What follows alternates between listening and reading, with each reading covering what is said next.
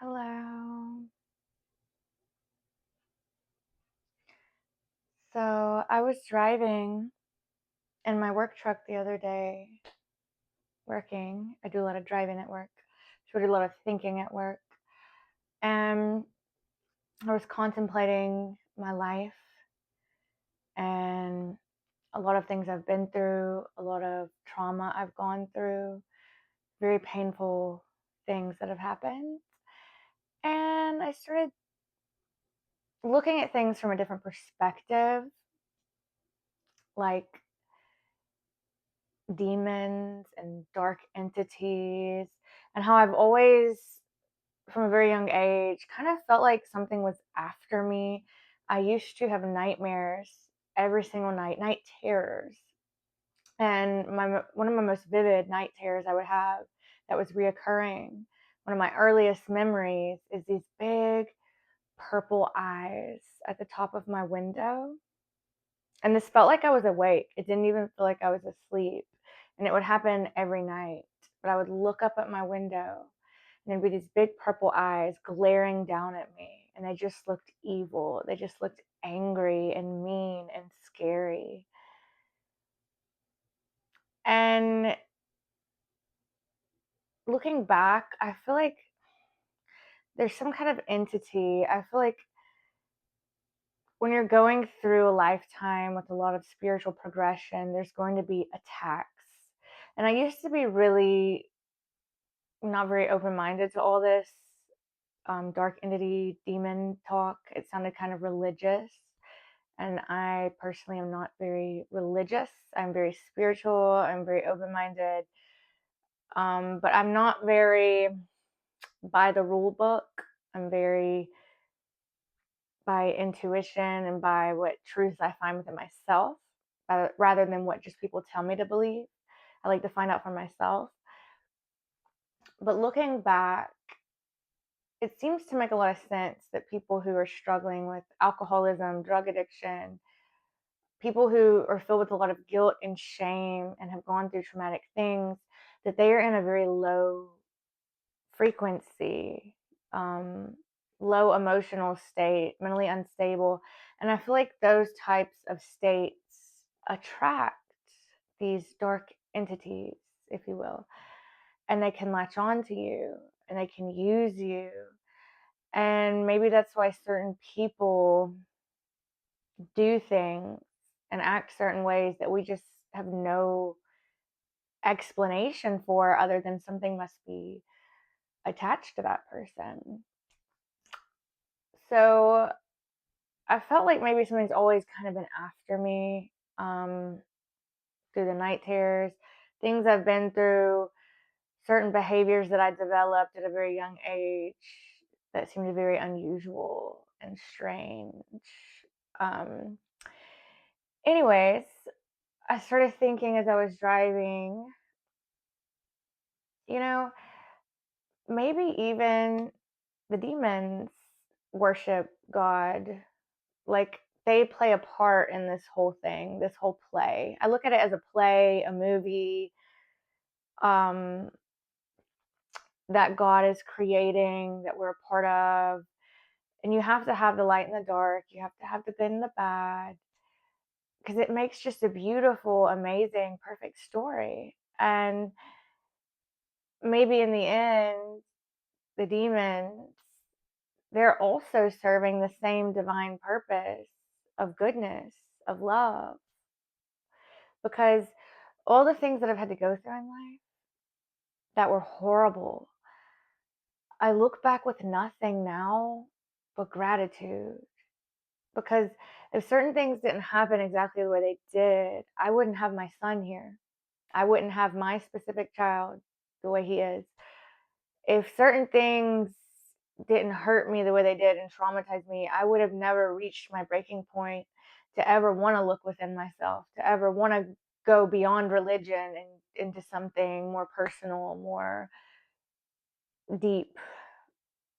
Um, if I hadn't gone through those things, I would have never faced all my demons and healed all my wounds and sure, for a long time I wanted to sit and blame people and be angry, and that's part of it too, because I was hurt very badly by people that I loved, that I trusted, that I needed. But I was driving and I was just thinking about all that, and I like pictured a dark entity in my head. And instead of being angry, I was filled with joy and gratitude. I was up here energetically instead of down here. And I was just full of gratitude. My heart was open, and I pictured the demon, and I said, "Thank you." And I started to cry with tears coming out of my eyes as I said, "Thank you." And right as I said the words "thank you," I looked up, and as I was saying "thank you," there was a big billboard that said "thank you." Like, huge synchronicity. And stuff like that happens frequently for me, the synchronicities like that. But when one happens like that, I know for that situation to really pay attention, that that was very meaningful, that that was very important to notice, that there is no evil. It's all just one thing. And evil plays a role, darkness plays a role, that suffering isn't necessarily bad, that it's actually been one of the most important, valuable things in my life. And I do believe that we choose our lives before we come here. We have free will in the sense that we agree to come and experience whatever we're experiencing. And the karma that we're experiencing is more of lessons rather than punishment, reward from a past life. It's lessons.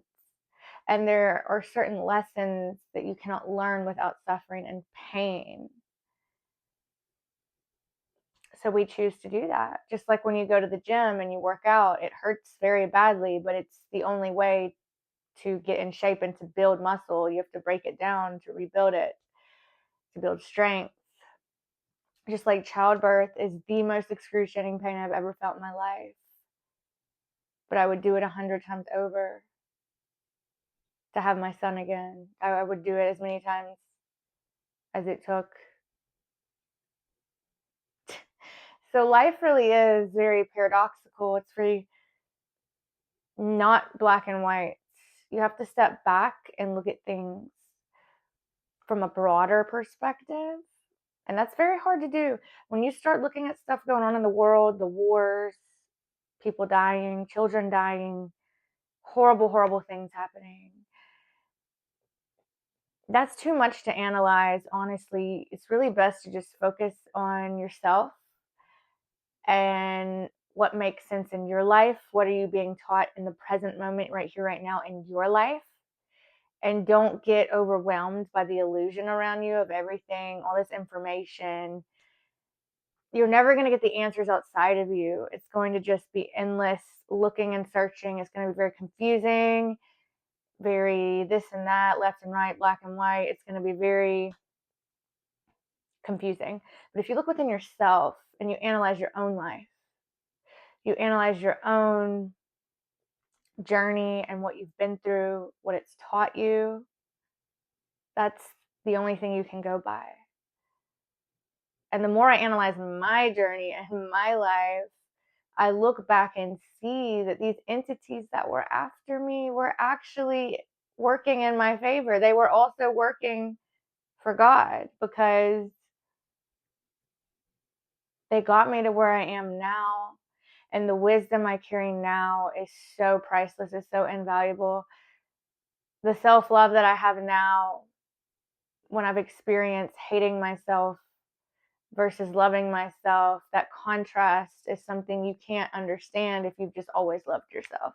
That contrast is a level of depth and wisdom that you can only experience had you gone through the contrast, had you gone through the suffering.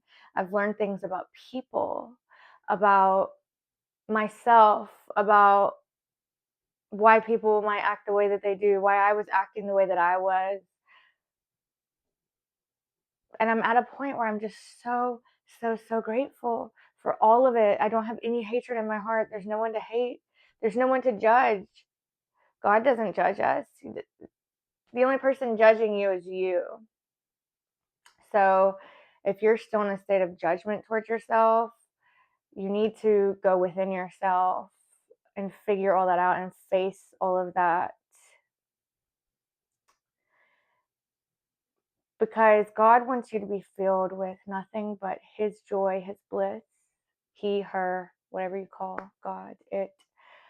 It wants you to be filled with everlasting peace, no matter what's going on. And guilt and shame, I've realized, and self judgment and self hatred is blocking you from being fully filled up with that. So you have to analyze your own life.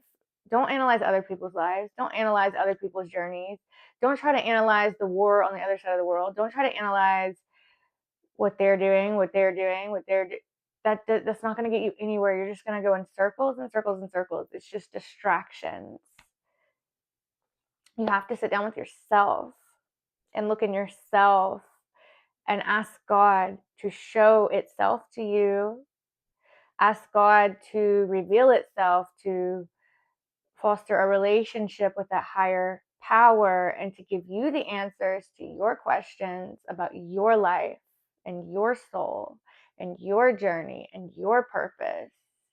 Because that's the only thing you're ever going to be able to get real answers to. You can't figure everything else out. And the illusion supports the illusion. The more you go looking in the illusion for the answers, you're just going to find more illusions. You have to turn it all off and go inside. And that is where you'll find where the veil is lifted. There's no more illusion. It's all right there.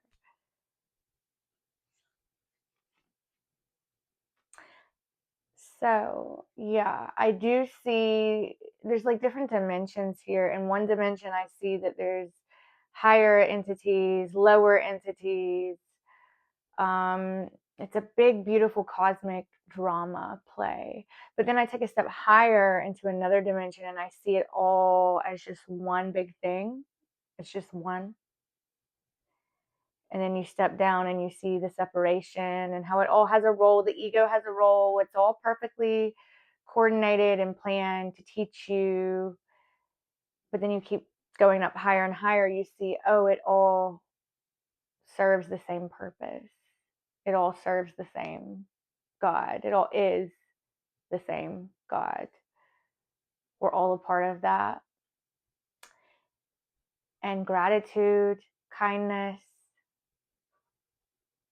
patience, love, giving, joy, bliss, all of that has become my natural state, who I am. And I know that anything outside of that is not who I am. And Paramahansa, I'm going to mess up his name, Yogananda, I can't say his first name. One of my favorite things he says is the worst thing you can ever do is call yourself a sinner. God doesn't see you as a sinner. God sees you as a child of God. So I no longer say that I'm a sinner. I'm a sinner. I say I'm sinless. I'm perfect. I'm a child of God.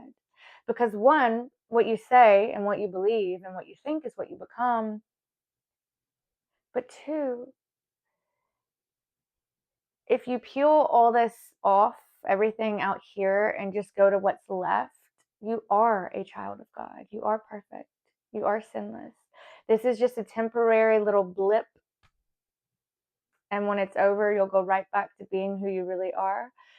But that's who you are right now, and that's all you've ever been and all you'll ever be. So the illusion is that you're a sinner and that you're a dirty, rotten, nasty sinner. You're a bad human. You should be guilty. You should be ashamed. You should hate yourself. No. You are a child of God. You are perfect. You are divine. You've done the best you can with what you had. You're learning. You forgot who you were. And once you remember who you are, you can't be anything but good. You can't be anything but love. So this was kind of a weird ramble. If anyone resonates let me know. I just felt called to make this. Um, but usually that means somebody else out there is having similar thoughts and similar things going on in their life. So I love you and have a wonderful day.